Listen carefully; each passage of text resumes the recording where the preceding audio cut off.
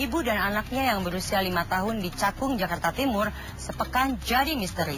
Sebuah kasus yang harus dipecahkan polisi di saat mereka juga harus mengungkap dua peristiwa berdarah lainnya yang berturut-turut terjadi di wilayah hukum Polda Metro Jaya.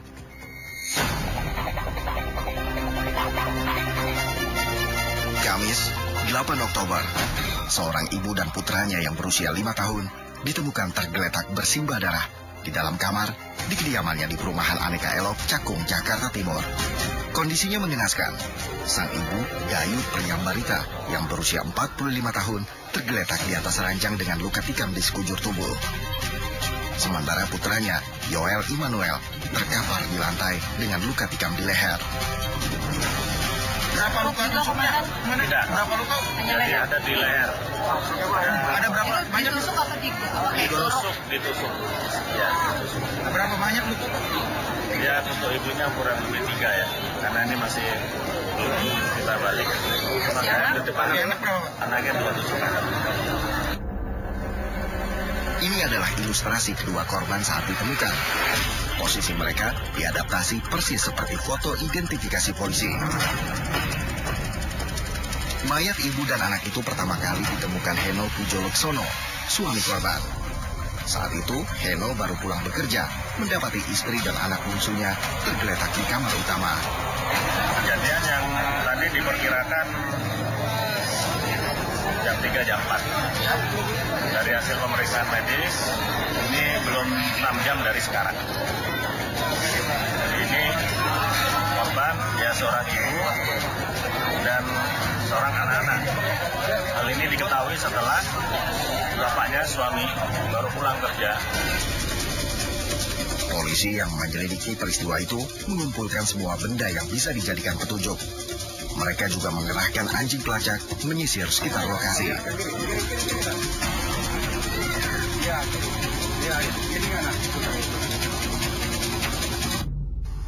Jenazah Dayu dan putranya Yoel kemudian dibawa ke rumah sakit.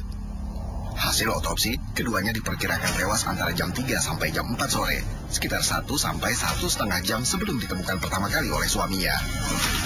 Saat kejadian, hanya ada Dayu dan Yoel di dalam rumah. Putri sulung Heno tidak tinggal di rumah ini. Dia menempuh pendidikan di luar kota. Sementara putri kedua saat kejadian sedang sekolah.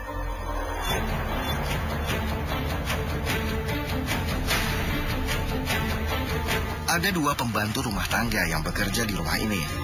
Yang satu sedang pulang kampung, sementara pembantu satunya lagi bekerja paruh waktu. Dia sudah pulang sejak sekitar jam 12 Kamis siang itu. Keluarga dan kerabat begitu terpukul dengan kejadian ini. Tidak ada yang menyangka orang yang mereka kenal baik dan ramah tewas dengan cara yang begitu keji. Ya baik banget gitu kan. Kita emang kalau di sekolah tuh kan suka share tentang anak-anak baik. Kita nggak nyangka kalau dia tuh akan kayak begini gitu. Meninggalnya dibunuh sadis banget. Kita kira dapat kabar berita apa dia kecelakaan, tapi pembunuhan sadis. Aduh, nggak nyangka banget, orangnya baik banget. Yang memilukan, Yoel yang baru berusia 5 tahun juga tewas dengan cara seperti itu. Kan saya sedih ingat anaknya, ampun, anak ini baik banget. Yoel itu ya ampun, teman anak saya juga kan. Suka ngobrol Revan, ayo kita main, ayo. Iya, aduh, saya makanya nggak tega tadi ngeliat di dalam, aduh. Saya nggak tega, saya nangis dari kemarin, aduh. Nggak tega mas, benar, orangnya baik banget. Makanya nggak nyangka pembunuhan sadis gitu. Karena itu juga, kasus ini jadi sorotan Komnas Perlindungan Anak. Ini terjadi lagi sama biadab itu saya. Kenapa? Anak-anak 5 tahun itu nggak tahu apa-apa. Kenapa harus dibantai? Ibunya juga harus dibantai seperti ini. Ini kan perbuatan yang sangat biadab. Ini tantangan bagi Indonesia. Saya seringkali ditanya, Indonesia kok sering terjadi kasus-kasus seperti ini tidak pernah tuntas.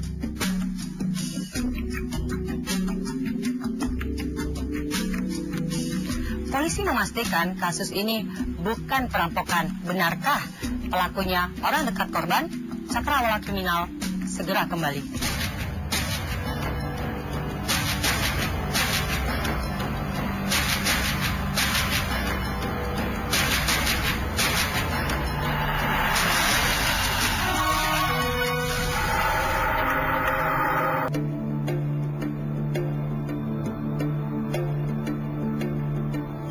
banyak kasus pembunuhan seperti terjadi di Cakung, Jakarta Timur ini umumnya dilakukan oleh orang yang memiliki hubungan dekat dengan korban. Apalagi polisi sudah memperkirakan tidak ada motif perampokan dalam kasus ini karena tidak ada barang yang hilang. Hingga sepekan kasusnya, polisi masih belum menemui titik terang, minim alat bukti dan petunjuk. Total, 22 orang dimintai keterangan sebagai saksi, termasuk Suli, pembantu rumah tangga paruh waktu yang terakhir kali meninggalkan rumah pada pukul 12 siang. Dan Heno, suami korban, yang pertama kali menemukan istri dan anaknya tewas.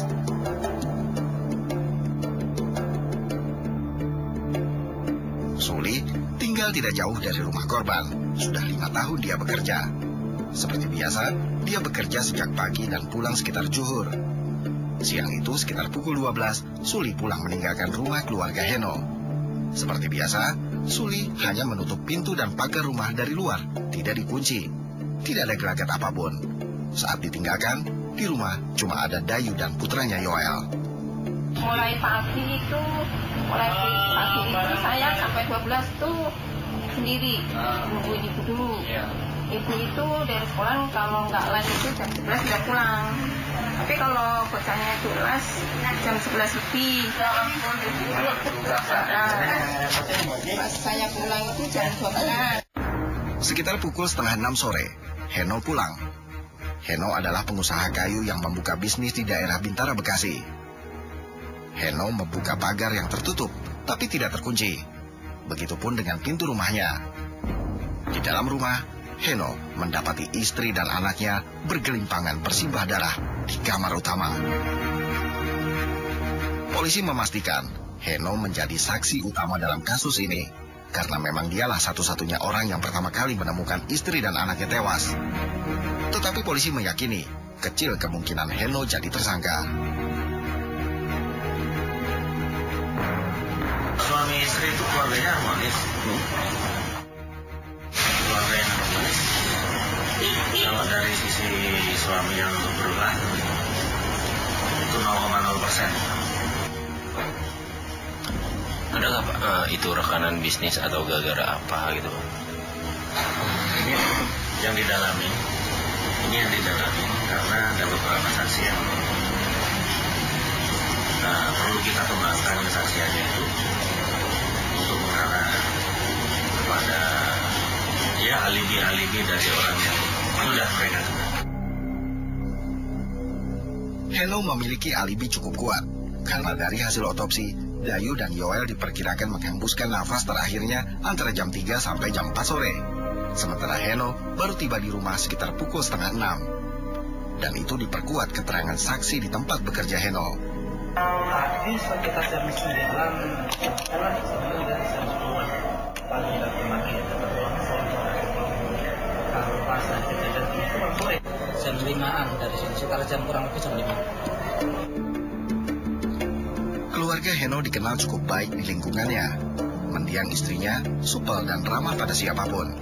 Kesehariannya Dayu beraktivitas mengantar putra bungsunya sekolah di TK yang tak begitu jauh jaraknya dari rumah. Begitupun sosok sang suami. Di lingkungannya, dia dikenal cukup bersosialisasi.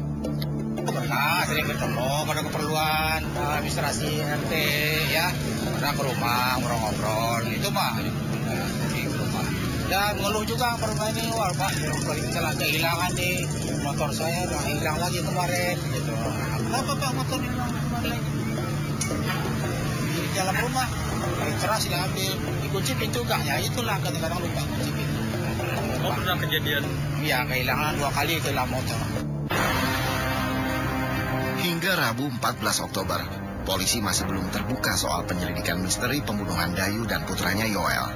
Mereka masih berkeyakinan kalau kasus ini bukan berlatar belakang perampokan, karena tidak ada barang yang dilaporkan hilang. Sampai saat ini kami tidak menemukan ada barang hilang. Terus mungkin dari rumahnya itu ada nggak sih pengerusakan dari luar? Oh tidak. Kebetulan pada saat kejadian pintu rumah itu tidak dikunci maupun pintu pagar tidak dikunci. Memang katanya itu kebiasaan, nggak pernah dikunci. Untuk dugaan perampokan tidak ada. Karena dari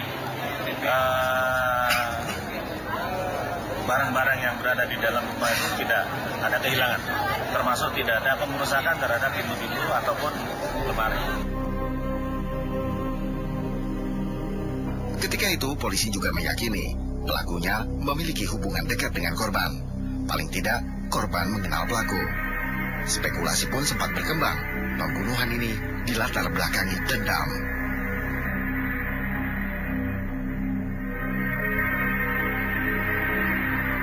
Lebih sepekan polisi menyelidiki kasus ini. Akhirnya ditemukan titik terang.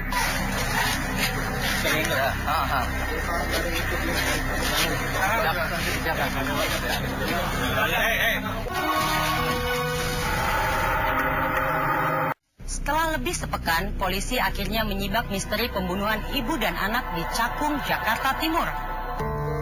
Kamis 15 Oktober, tepat sepekan sejak jenazah Dayu dan Yoel ditemukan. Rumah di Komplek Aneka Elok Cakung, Jakarta Timur yang belakangan mulai sepi, ramai lagi. Komisaris Besar Krisnamurti dan anak buahnya tiba-tiba muncul, membawa seorang pria dengan tangan terborgol dan wajah tertutup. Misteri akhirnya tersibak. Pria itu diduga pelakunya. Dia baru saja ditangkap. Yang bikin warga sekitar terkejut, pria yang dibawa polisi itu nampak tak asing buat mereka. Meski wajahnya ditutup, mereka mengenali pria itu adalah Heri, orang yang tinggal tak jauh dari rumah keluarga Heno. Rumahnya hanya berjarak kurang dari 50 meter dari sini. Heri adalah pria berusia 40 tahun yang diketahui pernah dipenjara karena kasus narkoba. Menurut warga, baru sekitar 6 bulan lalu dia bebas. Masih dia orangnya, saya berjalan ketemu sama dia. Ya mau semenjak itu waktu kejadian ditangkap lagi, saya nggak ketemuin lagi. Kalau lingkungan gimana, Pak? Kalau lingkungan orang ramah juga sih dia, nggak ada banyakan ganggu ke sama kemari. Kalau soal berbuat itu saya nggak tahu lah. Tapi dia baru bebas dari penjara, Pak? Iya, katanya dia tak dapat dengar katanya bebas dari penjara. Kasus apa?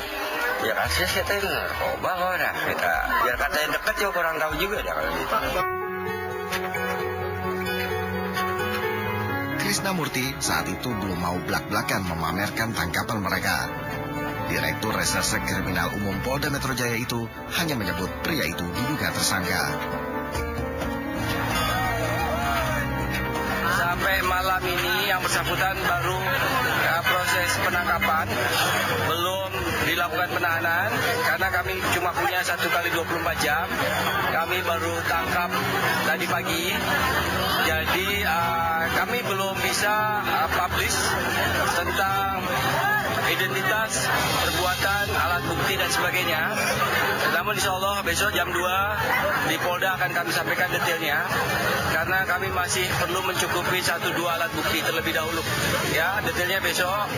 Kalau Anda bertanya apakah pelaku pembunuhan sudah tertangkap, sementara kami menduga yang bersangkutan adalah tersangka. Besoknya, Jumat 16 Oktober, Polda Metro Jaya akhirnya menetapkan Heri sebagai tersangka pembunuh Dayu dan Yoel pada 8 Oktober lalu.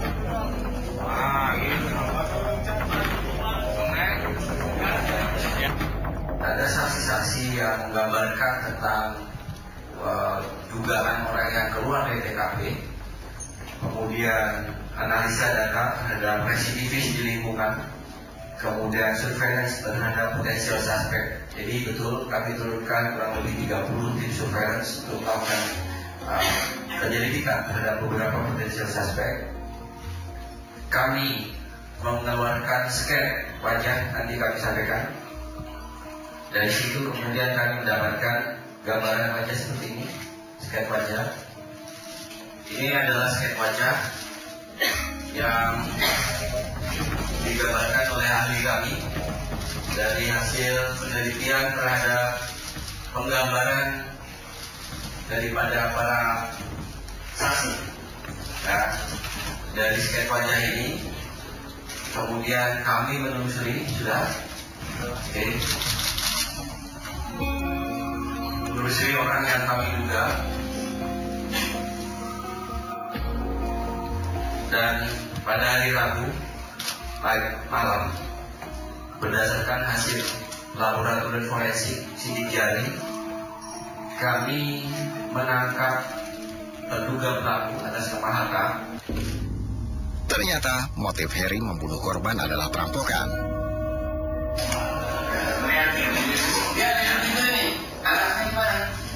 Anaknya masih di dalam, dia teriak maling, terus kamu ngapain? Mau beli gimana? Itu udah dipegang belum? Kamu buat. Setelah azan, dia dengar setelah azan, tapi dia lupa waktunya. Hasil pantauan tersangka ada pintu itu, pagarnya tertutup memang, tapi pintunya terbuka. Pintu dalam, dia lihat rumah itu, dia pikir kosong. Dia masuk bergerak, dan saat masuk, yang bersangkutan menceritakan menggerakkan rumah. Korban ada di dalam kamar berdua, ibu dan anak. Dia ke dapur dulu, dia ambil pisau. Kemudian dengan pisau yang dimasukkan di celananya, dia mencari barang. Pada saat mencari barang, korban keluar dan menjerit maling, diteriaki maling. Kemudian pelaku panik dan menusuk korban dengan membabi buta, sementara anaknya memegangi kaki dan tangan yang bersangkutan ikut ditusuk juga. Naik.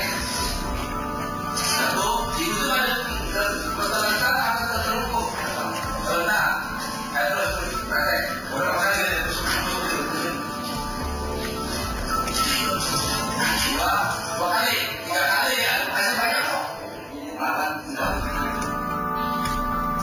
Ini berbeda dengan penyelidikan Polres Jakarta Timur sebelumnya yang meyakini kalau pembunuhan itu bukan berlatar belakang perampokan karena tidak ada barang yang hilang.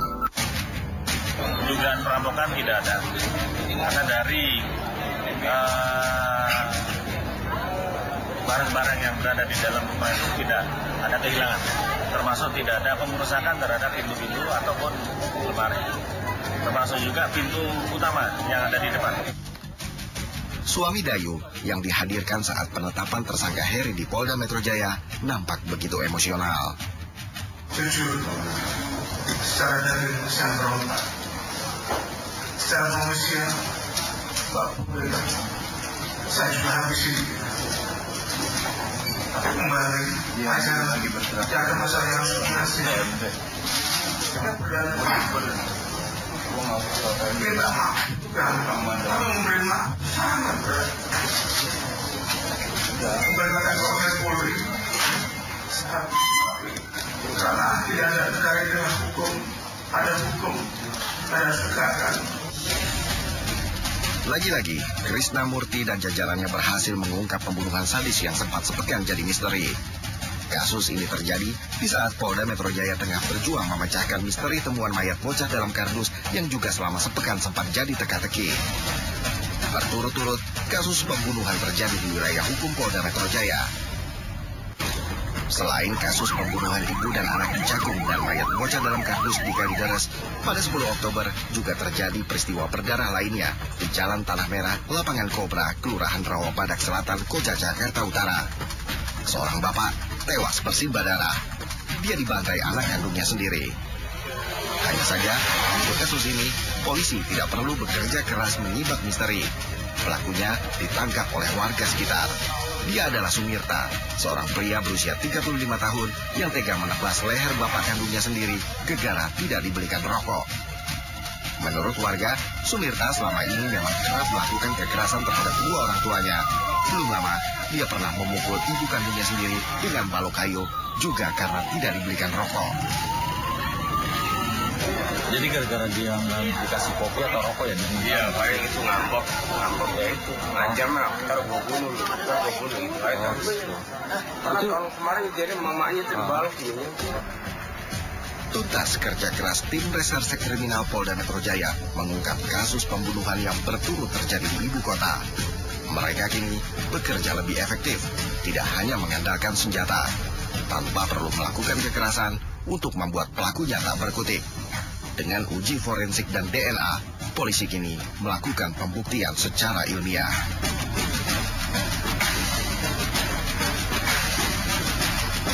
Cakrawala Kriminal mengungkap fakta, menyaji cerita. Saya Enji Sembiring, wassalamualaikum.